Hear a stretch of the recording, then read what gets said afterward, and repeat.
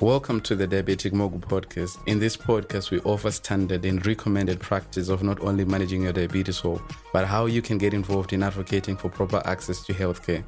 Join us in this season as we host diverse guests within the diabetes community from around the world, both from people sharing from their lived experiences as people living with diabetes and healthcare providers.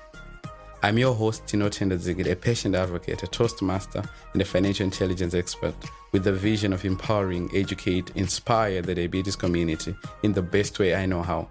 And to do this, I write articles as a way to pay it forward and host a podcast. And I encourage you all to get involved, get engaged, and come up together to create the change that we need.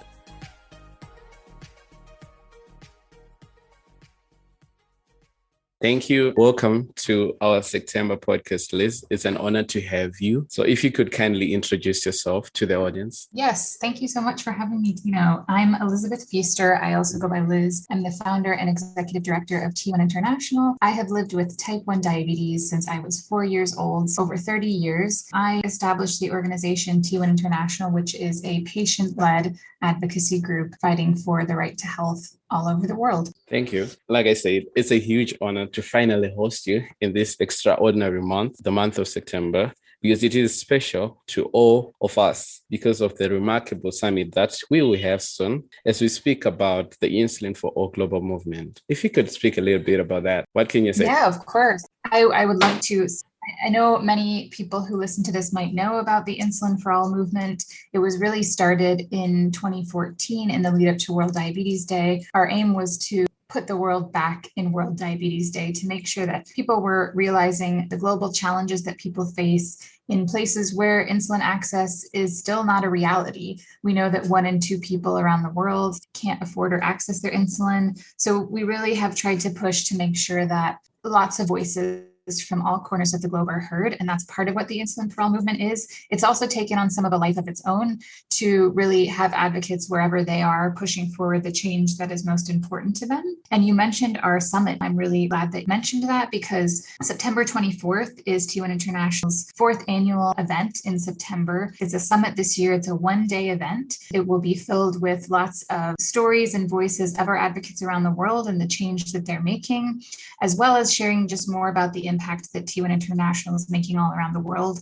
We also have some very exciting keynote speakers who will be present and there to inspire, talk about some important health-related issues. We really hope that if you haven't already registered, that you can go to our website and there's lots of information that's right there on the homepage about how to sign up. Thank you so much for sharing that. That was the most crucial part of our podcast. I thought it was necessary that we start off with that before we even ask you the personal questions. Thank you so much. I'm glad to have been a speaker once on that summit. It was amazing. Thank you so much for all that you do. So maybe if we could jump straight, what maybe for people that might want to hear from you, to learn from you, because many people are inspired by what you do every day. What gives you the strength and the motivation in your day-to-day operation as the director of T1 International? Because I remember you once said that if Insulin for All is achieved, that becomes a reality, maybe T1 International could cease to exist. So what can you say about that? Yeah, thank you. Thanks for your kind words. I think ultimately, any organization that is established to solve a problem in the world, what we really want to do is sort of put ourselves out of business. We want to be able to live in a world where there isn't a need for a T1 International. I think that is the ultimate hope. I also know that this is a long fight. Fighting for long-term and sustainable change takes a long time. There aren't always quick wins. There aren't always very, very obvious outcomes, but we know that our voices matter and they are important. Even if we achieve insulin for all and have everybody around the world having access to insulin and supplies, then we need to work on test strips. Then we need to work on access to healthcare, mental health support, all the many, many things that people with diabetes deserve and should have as a full suite of their healthcare. We really need to tackle all those problems. So I do think T1 International will hopefully be around as long as it takes to tackle those issues, just to continue to build that community. But yes, you're exactly right. We want to not have to exist at all, but we also are here until we know that real change has happened. And you sort of asked as well, what keeps me going? And I think I've always had ups and downs with my blood sugars ever since I was 4 and I was diagnosed.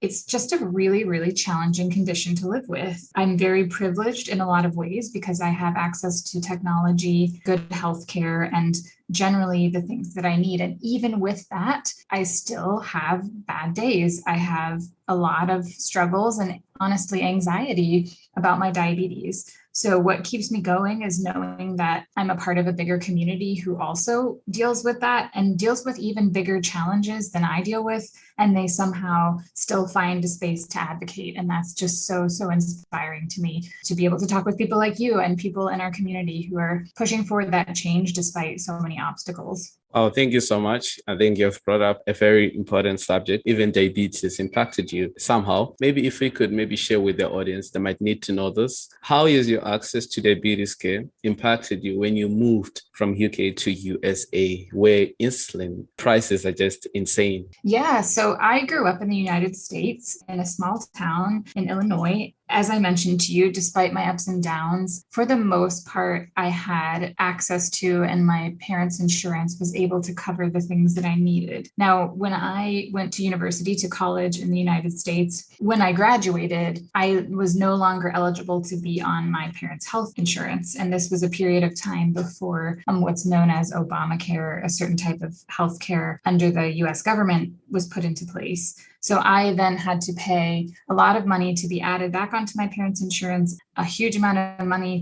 for what's called copays. So they're extra costs that you have to pay that go when you're making any sort of healthcare purchase. I really found myself in a position where I was spending at least $1,000, if not more, every month, US dollars, just to cover those costs because I didn't have that direct access through my parents' health insurance without paying more. And that really was eye-opening for me to see those real costs more than just what the insurance covered. And then I moved to the UK in 2011 to study. And as a student, I was eligible to be under the national healthcare system here in the UK, the National Health Service. I didn't have to pay for anything. I just went to the pharmacy. I have this very clear memory of going to the pharmacy to pick up my insulin and supplies. And I didn't have to battle with health insurance companies. I didn't have to pay any fees or co-pays. I just picked up what I needed and walked out of the pharmacy. And I ended up staying here in the UK. I met my husband, who also has type 1 diabetes, which is another story for another time. But staying here in the UK is really and truly what allowed me to set up T1 International as an organization, because without the health system here in the UK that covers people's insulin and supplies, I would have been living in the US where the cost is exorbitant, as you said, and I would have had to be making sure I had healthcare. And if you're trying to strike out on your own and set up your own organization, you don't have healthcare, and I wouldn't have been able to do that. So I really don't think if I had stayed in the United States that T1 International would exist, or at least not in the same way that it does today. Thank you so much for sharing this. Clearly, everyone else can just, where is this coming from? Why did she have to start an organization? You hear so many people, maybe people, they form organizations to find an opportunity. So they are just trying to do anything. There's a mission that we are trying to achieve, insulin for all, to which if we achieve it, to you, T1 International would cease to exist, which is amazing. So people would want to be part of that because they want to achieve their goals that we have, their objectives that we have, so that when we do achieve them, why should we keep on demanding for something that is already there? So much. I can safely say that since I got even involved with T1 International, yes, it had existed prior to my involvement with it. There have been so many wins. Yes, they're quite slow. We're achieving something. We are going somewhere. How do you envision the access to diabetes care in this world, maybe in the next 5-6 years? That's a good question. I think one piece of that, now this is a big question, but one piece of that is actually our global advocacy network and our wider advocacy community at T1 International recently set a goal that is what all of us are going to be pushing towards and what T1 International, the organization, is pushing towards. And that is that we hope by 2025, or as soon as we can make it happen, that no one will have to pay more than 5% of the average median income of their country for their insulin and test strips. That is something that we landed on through, again, working with our advocacy community and trying to find a tangible goal that is measurable and is realistic. Now, we would love it if every country could be like my situation in the UK or in other countries where you don't have to pay anything, but we want to step in a direction because we know that some people are paying 50% or 80% of their income diabetes costs. So our hope, again, is to focus especially on the countries in our global advocacy network, see a world where no one is paying more than 5% of the average median income of their country. So that's one piece. And again, that's not creating insulin for all or solving the problems, but I do see that as a hopefully tangible step forward. And right now, we're also carrying out our out-of-pocket cost survey, which we ask everyone with type 1 diabetes or caring for someone with type 1 diabetes to complete,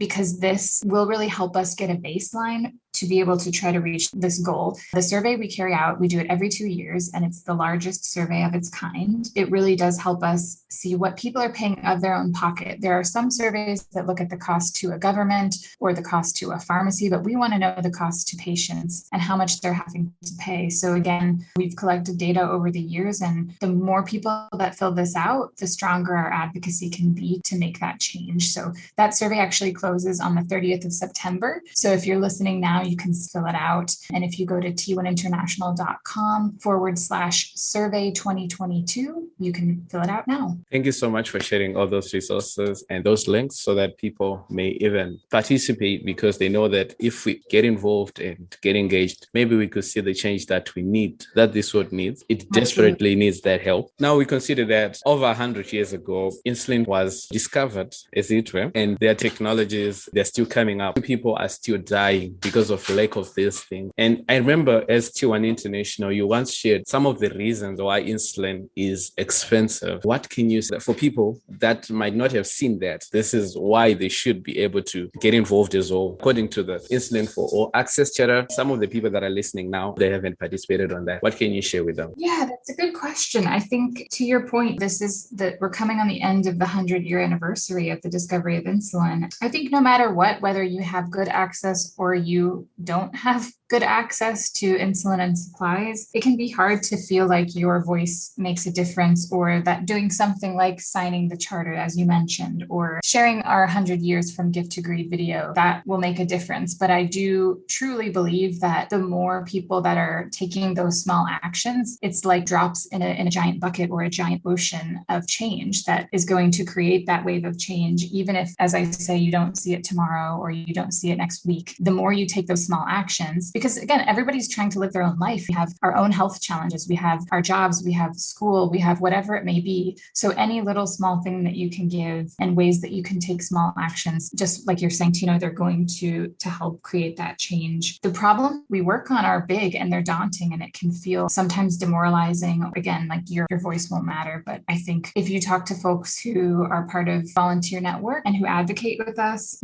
we all go through slumps of feeling like maybe we're not making a difference. But on the whole, being part of this community and seeing some wins, we had the essential medicines list of the WHO updated to include long-acting analog insulins. That's a big win that is tangible, that we need to make sure is realized in the grassroots country level. But those types of changes can only happen because our voices are coming together in small and large ways. Definitely. Thank you so much. Even T1 International is growing and has grown, I could say, even celebrate each win. I know if Zimbabwe wins, T1 International would even celebrate that. But then our focus is to the world at large. But thank you so much with your involvement with those global chapters, the things that you're starting. There's so many initiatives that T1 International has as of today. And now it's a reality to say that access to diabetes care differs from across the world. Even it's different from how things are from UK and the US. Other communities are still disempowered. Some communities, they get insulin for free, even technologies at a very fair price. But for certain countries like our own in Zimbabwe, we don't have access to those technologies. And it's still said, how do you suggest we can all get involved, get engaged, help create the change that we need, where insulin for all is a reality? Yeah, I think you described it well. It's such a different, disparate access to care. I think a lot of people maybe don't even realize that or spend too much time thinking about it, because managing our own diabetes is a challenge enough. But I just come back to community again, and the community that we've built through our digital advocacy network, our global advocacy network, of people being able to share and talk about their experience. And that can be eye-opening and just help us all learn about what's going on in different parts of the world and how the care differs. And that way we can bring our collective voices together and say, everyone should have the same standard. everyone should be able to use the type of insulin that is best for their body. Everyone should have access to the technology that is helpful to their body, because insulin and technology are not cures. They don't make diabetes or the challenges of managing it go away. They can help make it better. And that's what everyone deserves, is to be supported. And unfortunately, the world is that it is that very, very unequal. I think just being able to talk about those things, find ways where, again, we can support the Zimbabwe chapter to push forward, as you say, to make insulin for all a reality there, and to do that in locations all around the world, while also having these bigger picture goals that support the local goals. So I think there's lots of ways to get involved, whether it's with T1 International or just some of your local advocacy, but we have a volunteer page and we have information about our global advocacy network, about USA chapters network if you're based in the United States. There's lots of ways to get involved, and we try to make it so that you can get involved always, depending how much time you have to offer. And just like Tina already mentioned, signing our charter on our website. It's the Type 1 Diabetes Access Charter, which sets out 5 rights, very basic rights like access to insulin, access to test strips, a life free from discrimination. People and organizations signing on from all around the world so that our advocates can use this charter in their own advocacy as well. If you have the ability, not everyone does, make a donation, because we are an organization that does not accept funding from pharmaceutical companies. And that's a tough thing to keep going as an organization, because we don't get the support from some entities that do give a lot of money to a lot of organizations. And so we want to be able to pharma free, and we want to be that megaphone, because not every organization has the luxury of being able to turn down that money. And so we want to be able to focus people with diabetes, want to build into anybody else. And so if you're able to support or raise funds for us in that way, make a huge difference so that we can stick around and, again, be here as long as we need to exist. Thank you so much. I'll get to this. Will be our last question, and yet it's one of the special questions that people out there would need to hear. Please help us clear the air, because sort of like it's been a gray area, and so many people have been asking questions, and some they were puzzled,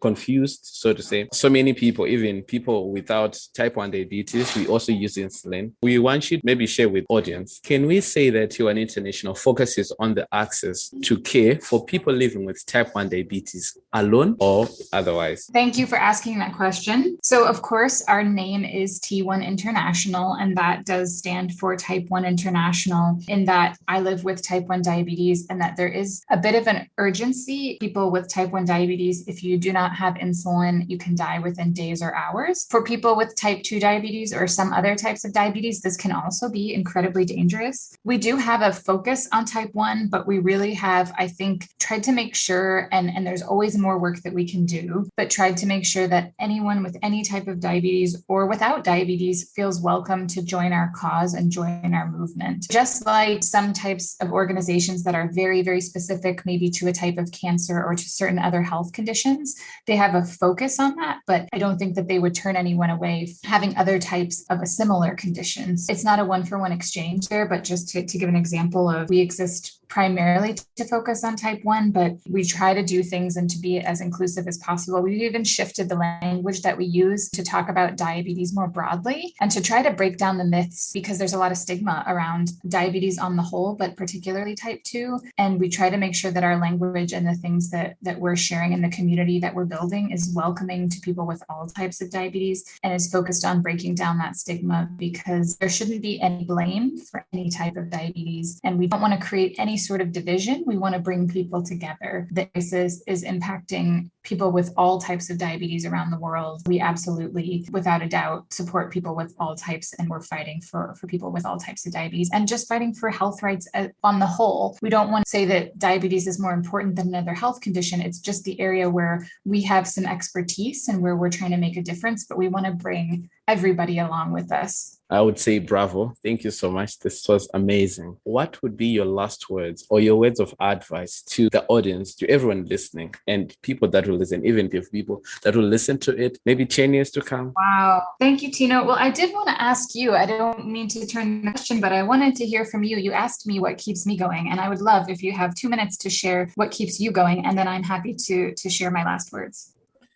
Okay, thank you so much for asking me. You're the first person to ask me question on this one. All right, so this is amazing. So what keeps me going? I would say since I got diagnosed in 2010, I wasn't really even involved. I didn't want to talk about diabetes. So when I got involved in 2019, I wanted to fill a gap. I wanted to do something to make a change because I wasn't in the game. Maybe I should have for other people that I've seen. I've seen some people who are doing things. For me, I would say I wanted to make a change, be involved because I saw that other dynamic voices when I first attended this other conference, an advocacy camp that I attended in Addis Ababa with the other African youth. They were so amazing. And the things that they were doing, that gave me to the first move. I think I should also try to do the same thing and find other people from the international community to see what are they doing? People are making a difference. So I thought maybe if we do come up together, that's only when we can help to create the change that we need. Because I believe when we come up together as a collective, we can make the change that we need, not as a divided voice. So I think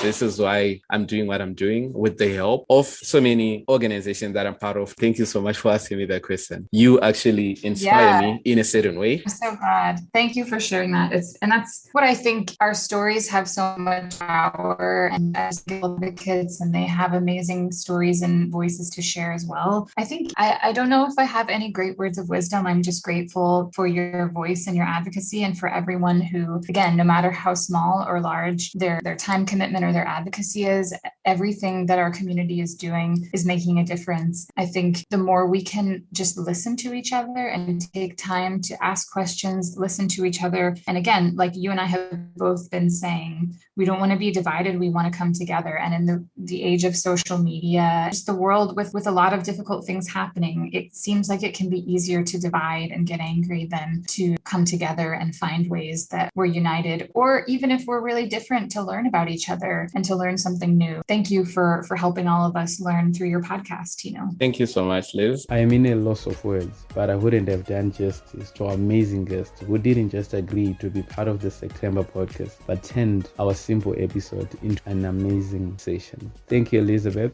for not only being a guest in the Diabetic Mogul September podcast, but for your commitment within the international diabetes community and your unwavering support that is crucial. Thank you for all that you have done and will continue to do worldwide. A big shout out to all our previous guests. I can't thank you enough for what you or we did together. This show will forever be indebted to you all. Special thanks goes to you, yes, you that is listening or learning with us. If this isn't your first time, that means you are already subscribed. Thank you for being a loyal fan and supporter of my humble effort. If this is your first time, please subscribe and don't forget to leave your feedback. And with all being said, thank you. Until next time, goodbye. Let's get involved, get engaged, and come up together to create the change that we need.